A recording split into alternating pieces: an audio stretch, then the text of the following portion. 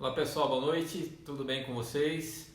Nós estamos de volta hoje aqui em mais um encontro, né, com todos. Prazer imenso ter você aqui e uma oportunidade boa, né, da gente poder interagir, poder participar dentro dessa página, né, que nós montamos aí no Facebook. Obrigado ao Juninho que está aí atrás da câmera. E hoje nós vamos meditar mais um pouco, né, naquilo que a Bíblia diz para nós, naquilo que ela tem para ensinar a cada um de nós. E o tema de hoje à noite do nosso encontro é sobre o medo e o seu uso nada ético. A gente vai aprender algumas realidades sobre medo e em que nós vamos aprender que o medo deixou de ser um sintoma de uma emoção individual e passou a ser um traço cultural da humanidade há pouco tempo, né? Ele passou a ser alguma coisa cultural, tá muito além de um simples sentimento restrito a um indivíduo. Ele está atingindo toda uma coletividade. Isso é preocupante. Mas nós vamos aprender também, sempre a palavra de Deus traz esperança para nós de como lidar com esse tema, de como lidar com essa questão. Então, que você seja abençoado no nosso encontro, né? Que você aproveite bem a nossa live. Vamos orar? Deus, muito obrigado, porque mais uma vez nós temos esse encontro aqui, proporcionado, permitido pelo Senhor.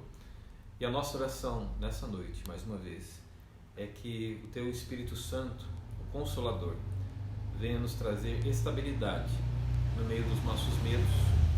Como diz Tua palavra, o salmista disse uma vez: no dia em que eu tiver medo, hei de confiar em Ti. Que nessa noite, mais uma vez, façamos isso. Em nome de Jesus, amém.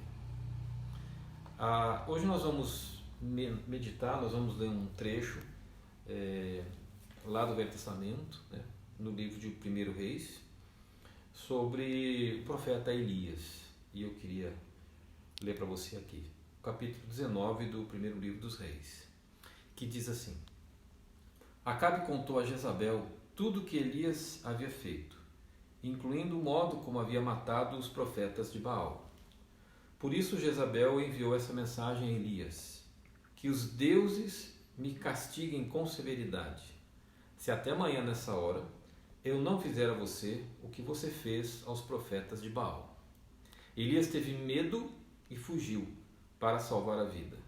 Foi para Berseba, uma cidade em Judá, e deixou ali o seu servo. Depois foi sozinho para o deserto, caminhando o dia todo. Sentou-se debaixo de um pé de giesta e orou, dizendo: Já basta, Senhor, tira minha vida, porque não sou melhor que os meus antepassados que já morreram. Então ele se deitou debaixo do pé de giesta e dormiu. Enquanto dormia, um anjo o tocou e disse: Levante-se e coma. Elias olhou ao redor, viu perto da sua cabeça um pão assado sobre pedras quentes e um jarro de água. Ele comeu, bebeu e se deitou novamente. O anjo do Senhor voltou, tocou-o mais uma vez e disse: Levante-se e coma um pouco mais. Do contrário, não aguentará a viagem que tem pela frente. Elias se levantou, comeu e bebeu, e o alimento lhe deu forças para uma jornada de 40 dias e 40 noites, até o monte Sinai, o monte de Deus. Ali encontrou uma caverna onde passou a noite. Então o Senhor lhe disse: O que você faz aqui, Elias?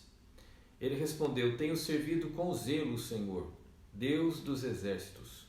Contudo, os israelitas quebraram a aliança contigo, derrubaram teus altares e mataram os teus profetas. Eu sou o único que restou, e agora também procuram me matar. O Senhor lhe disse: Saia e ponha-se diante de mim no monte. Enquanto Elias estava ali, o Senhor passou. Um forte vendaval atingiu o monte. Era tão intenso que as pedras se soltavam do monte, mas o Senhor não estava no vento. Depois do vento houve um terremoto, mas o Senhor não estava no terremoto. Depois do terremoto houve fogo, mas o Senhor não estava no fogo. Depois do fogo veio um suave sussurro. Elias ouviu, cobriu o rosto com a capa, saiu e ficou na entrada da caverna. Uma voz lhe disse: "O que você faz aqui, Elias?" Ele respondeu outra vez: "Tenho servido com zelo o Senhor, o Deus dos exércitos. Contudo, os israelitas quebraram a aliança contigo, derrubaram teus altares, mataram todos os teus profetas. Eu sou o único que restou, e agora também procuram me matar." Então o Senhor lhe disse: "Volte pelo caminho por onde você veio. Vá para o deserto de Damasco. Quando chegar lá, unja Azael para ser o rei da Síria. Depois unja Jeú, neto de Ninsi, para ser o rei de Israel. E unja Eliseu, na cidade de Abel-Meolá, para substituir você como meu profeta. No entanto, preservarei 7.000 de Israel, que nunca se prostraram diante de Baal e nem o beijaram." Como eu disse para você, diferente de outras épocas, onde o medo era apenas um sentimento individual, onde o medo era um sintoma de um mal-estar interno, individual e pessoal, a nossa era é marcada pelo medo cultural. E de fato nós temos um medo que é marcado por todas as nações, que é um medo traço da própria cultura, da própria realidade atual, que se alastra em todos os sistemas e que se alastra em todas as formas de convívio. Existe um autor chamado Leônidas Donskis. Ele diz assim: nesses tempos de autoexposição, nesses tempos de talk shows, nesses tempos do Facebook, Twitter, se valoriza muito o pânico moral, se valoriza muito os cenários apocalípticos, mais do que uma abordagem equilibrada e humildade. Parece uma coisa do nosso tempo. Os medos que se mostram como traço cultural, como o medo da desimportância, o medo de não deixar sua marca no mundo, o medo que alguém me interrompa nessa ânsia de ser alguém que aparece, alguém que é visto, alguém que é curtido, alguém que é compartilhado, alguém que é mencionado. Esse medo de não ser alguém, ou o medo de não ser ninguém, aliado a ele está esse medo de uma conspiração mundial, de uma conspiração planetária, ameaças de guerra, ou agora o medo de que governos mundiais estejam tramando alguma coisa que nós não sabemos ao fato o que é. Então o medo hoje ele é empregado culturalmente para fins econômicos, é empregado culturalmente hoje no mundo inteiro como meio de dominação popular. E a grande pergunta que fica é: como é que a gente pode duvidar, nesse momento, que ideologias de esquerda tirem proveito do pânico das pessoas no momento de absoluta confusão de informações? Aliás, o medo sempre foi a ferramenta de controle mundial, melhor ferramenta de controle social já conhecida. O Sigmund Freud dizia que existem três formas de medo, três marcas do medo que pairam sobre a nossa humanidade. O primeiro tipo de medo que ele dizia era o poder da natureza, medo do terremoto, medo de tsunamis, medo de pestes.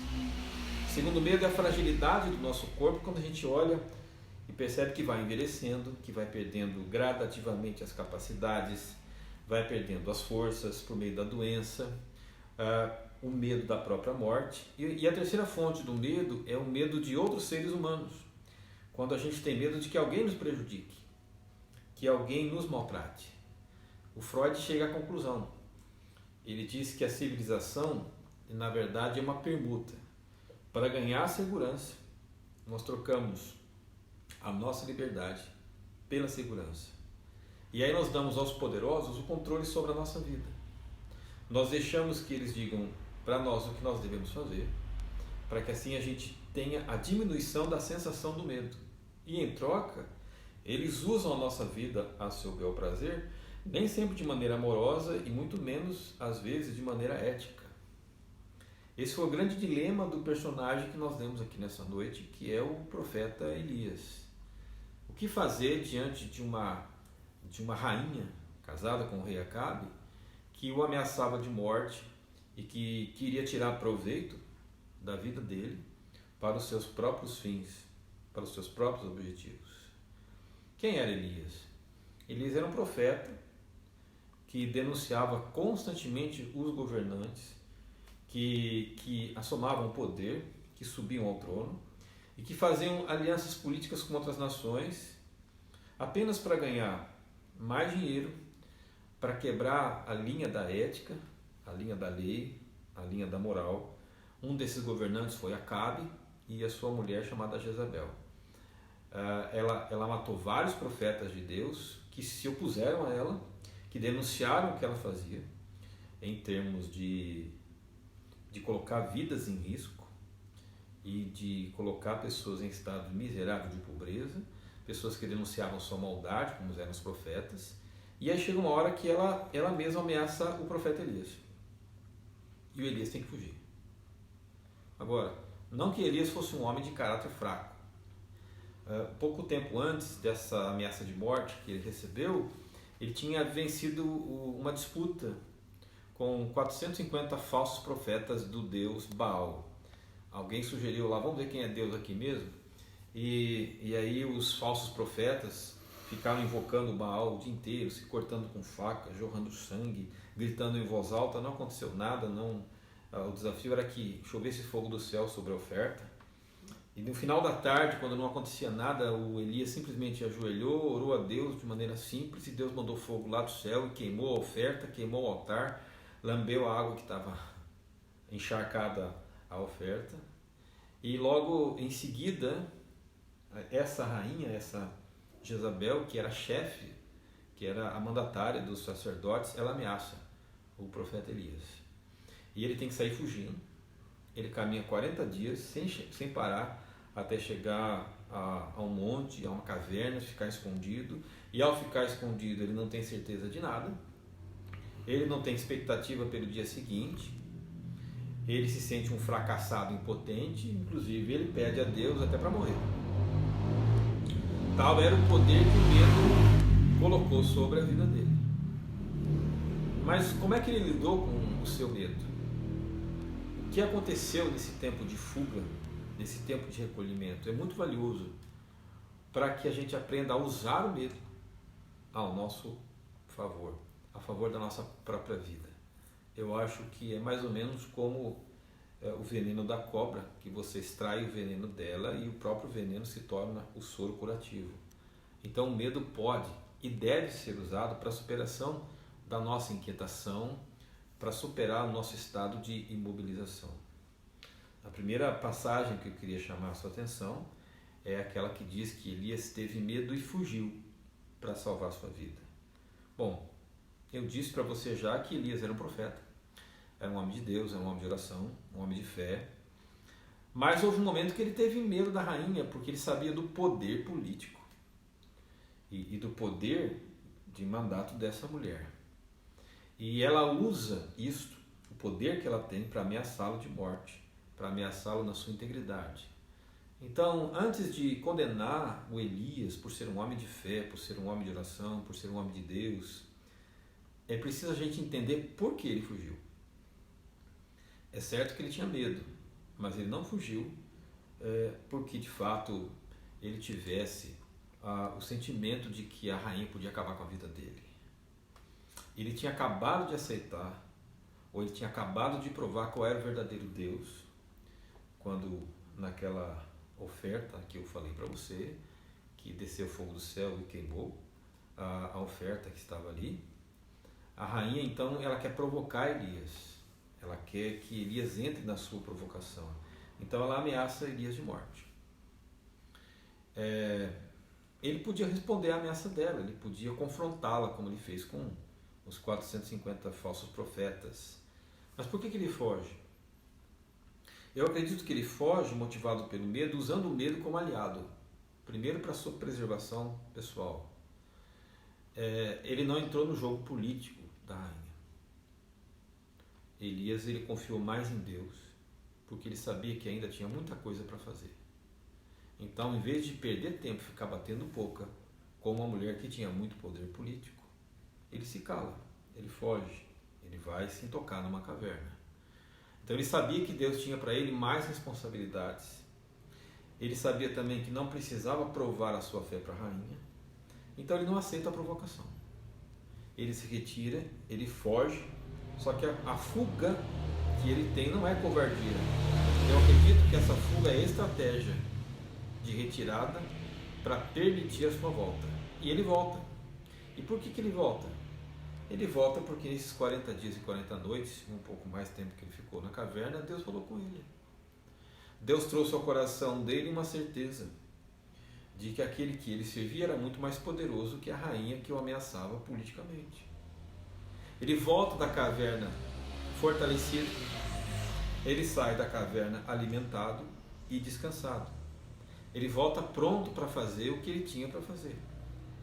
Então, quando o medo chega, a primeira coisa que nós devemos fazer é tomar distância dele, é avaliá-lo como se ele fosse uma entidade, um ser, e nós tomássemos distância para ver realmente o que é de fato medo. Para avaliar o quanto ele é real, e é, mas é diminuto. É real, mas é impotente. É real, mas é incapaz de nos destruir. O medo é real, mas é fraco em comparação com aquele que tem poder e autoridade sobre toda a terra e todo o céu. Então, nesse tempo de afastamento social, em que nós estamos dentro da nossa casa, o medo está presente. Mas nós não estamos numa situação dessa para nos mergulhar e para permitir que nos mergulhemos em desencanto, em falta de esperança. Se trata só de um distanciamento temporário para nos proteger, para nos alimentar, para descansarmos a mente e o corpo, melhorarmos nossa imunidade, quem sabe reavaliar o curso da nossa vida. Então, quando for a hora de voltar, voltemos mais produtivos, mais efetivos, mais motivados. Então, use o seu medo como forma de crescer, como forma de superar, em todos os sentidos. A rainha não matou Elias. A ameaça dela não pôde fazer nada contra ele. Por quê? Porque eu lembro para você, Deus é o nosso refúgio e fortaleza, socorro bem presente na hora da tribulação. Use seu medo a seu favor. Tire proveito do seu medo para avaliar que ele é real. Mas em comparação com aquele que é todo poderoso, o seu medo se esvai e evapora. O segundo texto que eu queria chamar a sua atenção, parte do texto, é que diz aqui que enquanto Elias dormia, um anjo tocou e disse: levante-se e coma. Elias olhou ao redor e viu perto da sua cabeça um pão assado sobre pedras quentes e um jarro de água. Ele comeu, bebeu e se deitou novamente. O que acontece aqui? Além do medo provocar em nós instabilidade emocional, instabilidade física, muitas vezes o medo é usado por aqueles que estão acima de nós para causar instabilidade quanto ao futuro econômico e social. Elias tem que fugir, mas ele foge só com a roupa do corpo. Elias tem que fugir, mas ele não leva uma bolsa cheia de comida e alimento. Ele não carrega dinheiro. Ele não tem nem tempo de pensar como é que vai sobreviver a mais de 40 dias de caminhada e depois um tempo mais de caverna. Quando ele começa a sua jornada de fuga, ele dorme. De repente, algo improvável acontece, não para ele, mas improvável do ponto de vista da ciência. E o que é improvável? Um anjo do céu desce até Elias e de repente ele acorda e o anjo mostra para ele um pão quentinho, assado e água fresca. Eu quero dizer para você que esse alimento, esse recurso não foi mandado pelo rei. Aliás, ao contrário, o rei o deixaria morrer de fome. Esse recurso não foi mandado por amigos fiéis. Esse recurso não foi mandado pela família do próprio Elias. Esses recursos foram unicamente e exclusivamente providência divina e foram dados ali, na solidão do deserto, milagrosamente e misteriosamente. Ele nem teve tempo de pensar o que ele ia comer. Ele tinha apenas que fugir. A única coisa que passava na cabeça de Elias era sobreviver. E nesse isolamento que durou mais de um mês, Elias comeu. Elias bebeu o que Deus lhe enviou dentro da caverna onde ele se achava.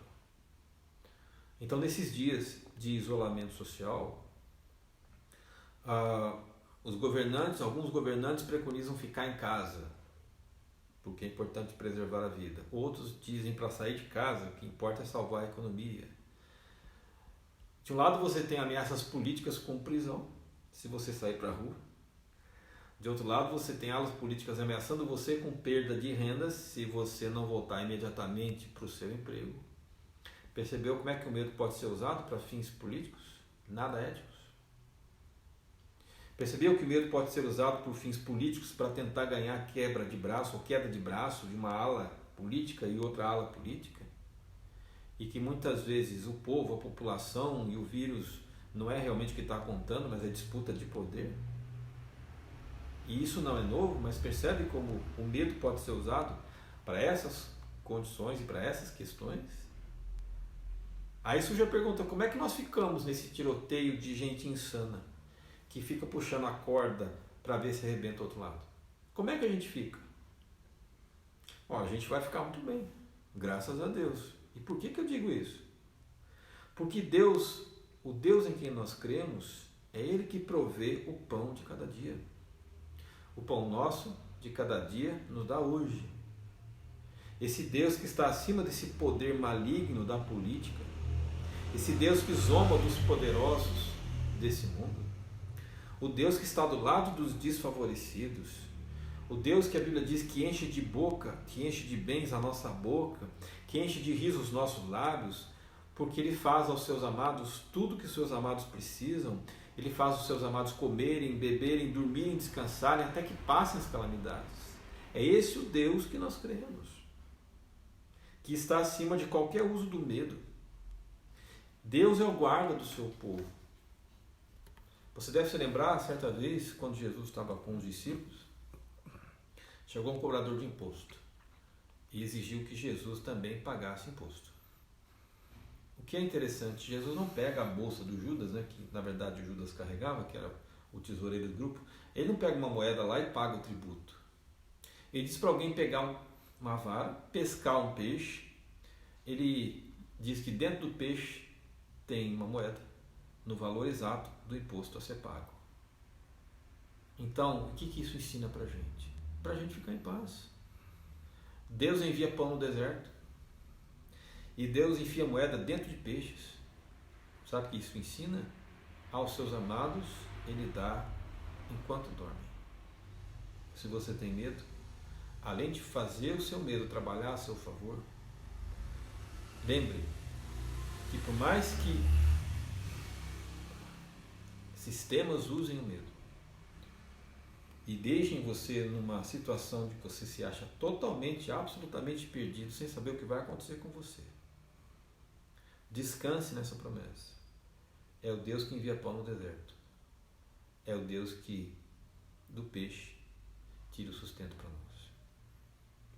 Há uma terceira verdade nesse texto, onde Deus disse assim para Elias: no entanto, preservarei 7.000 de Israel que nunca se prostraram diante de Baal.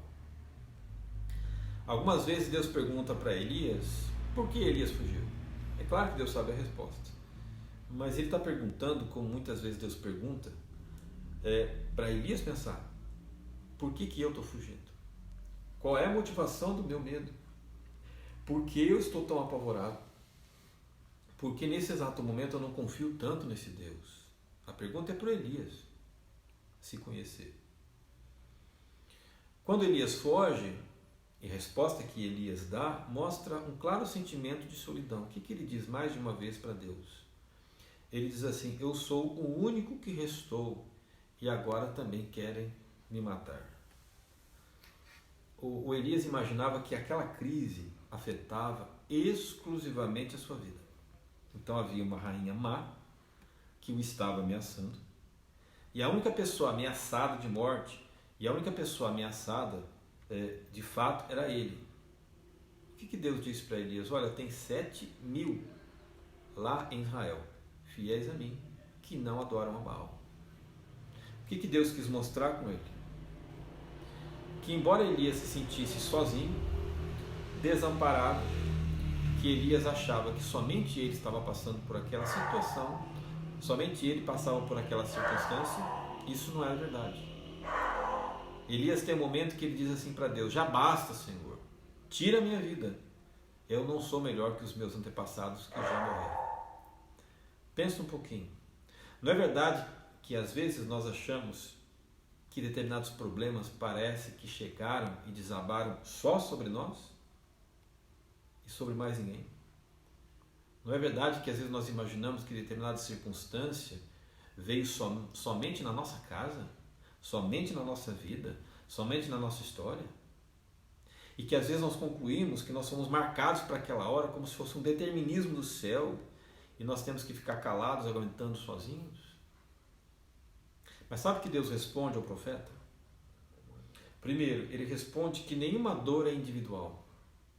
Toda dor é coletiva. Ao contrário dessa ideia, ninguém se preocupa comigo.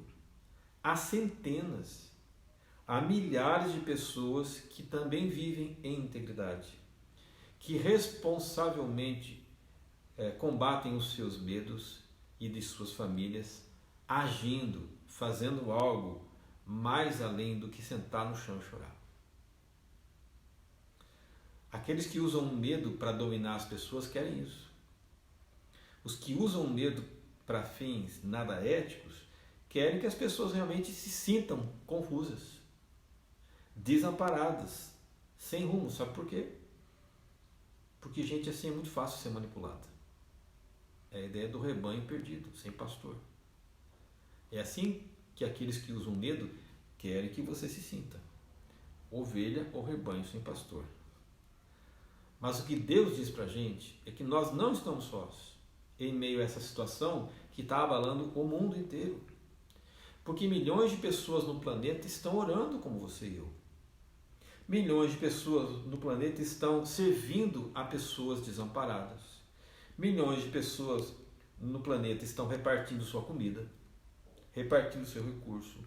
Outras estão levando conforto a quem está chorando. Outras fazem companhia a quem se sente só. Então, em vez de sentar no chão e dizer que ninguém se importa com a nossa dor, é hora da gente semear a esperança. É hora de semear alegria. É hora de semear confiança. É hora de semear fortalecimento. Deus sempre tem aqueles que Ele preserva. E você é um deles. Então seja também uma pessoa que ajuda a preservar a fé e preservar a confiança daquelas pessoas que choram e que acham que para elas chegou o fim. Você sabe como é que essa história aqui acaba? Elias volta para a cidade, como Deus mandou. Ele chama Eliseu, que era ajudante dele, de profeta, auxiliar de profeta, que já caminhava com ele um tempo. Deus disse: o Eliseu vai ser o seu sucessor. Elias vai até o Eliseu. Eliseu está tocando o gado, um punhado de gado que é dele. Elias chega para ele, unge o profeta no seu lugar. Eliseu pega aqueles bois, pega a madeira que ele tinha na mão, mata os bois, mata todo o gado que estava, que não era muito, mas era uma quantidade de gado. Ele mata todos aqueles bois, ele assa aqueles bois com aquela madeira e dá comida e dá toda a carne para alimentar o povo da cidade que está em sofrimento e em fome. Olha que lição maravilhosa. Tudo consequência de alguém como Elias, que usou o seu medo de forma construtiva. Eu deixo uma pergunta para você nessa noite. Como é que você vai usar o seu medo? Que Deus ajude você a usar o seu medo de forma construtiva. Lembre, você não está sozinho nessa situação. Você não é o único a passar por isso. Há milhões de outras pessoas.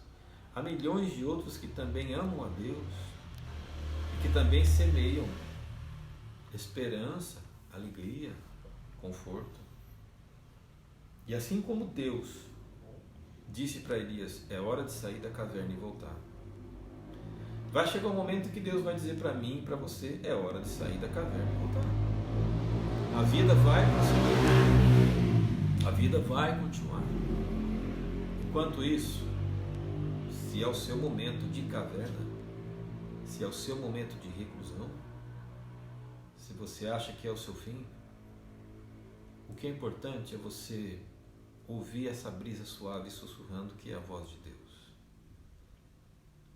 Porque a voz de Deus não só traz fortalecimento, a voz de Deus também traz provisão. O Senhor é meu pastor e nada me faltará. Que Deus te abençoe. Vamos orar?